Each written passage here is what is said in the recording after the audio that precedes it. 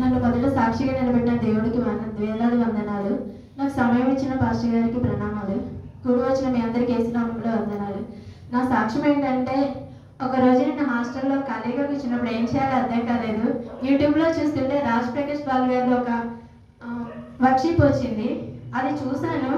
ఆ next day ఏం చెప్పారంటే, ఆయనకి ఏదో హెల్త్ బాగాలేదు, ఆపరేషన్కి వెళ్ళారని చెప్పారు. అంటే వాళ్ళ వైఫ్ చెప్పారు, నిసిపాల్ గారు. అది విన్నాను, చాలా బాధేసింది నాకు. అంటే నేను ఎవరి కోసం ప్రార్థన చేయలేదు, తెలియని వాళ్ళ కోసం అసలు చేయలేదు.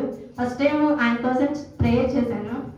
ఆ తర్వాత కొన్ని రోజుల తర్వాత ఆయనకి ఆపరేషన్ అయ్యి చేతికి పెద్ద కట్టుకొని వర్క్షిప్ చేస్తున్న వీడియో మళ్ళీ నాకు కనిపించింది. చాలా సంతోషం వేసింది. కానీ ఒక్కసారి నా చర్చికి వెళ్ళాలి, చూడాలి అనుకున్నాను. కానీ అది ఎక్కడ ఉంటుందో కూడా నాకు తెలియదు.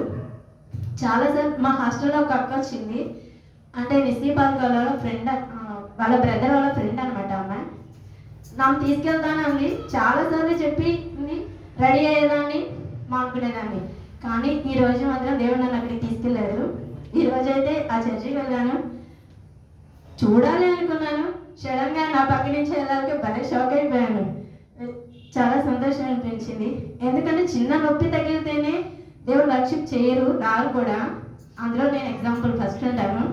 అలాంటి నేను ఎంత పెద్ద కట్టుకొని వర్క్షిప్ చేస్తుంటే ఫస్ట్ టైం నాకు చాలా హ్యాపీగా అనిపించింది. నన్ను ఆ చర్చికి తీసుకెళ్ళినందుకు దేవుడికి వందనాలు. అక్కడ దేవుడు నాతో మాట్లాడినందుకు ఇంకా చాలా హ్యాపీగా అనిపించింది. ఈ సాక్ష్యం దేవుడు దీవించుగాక. ఆమేన్.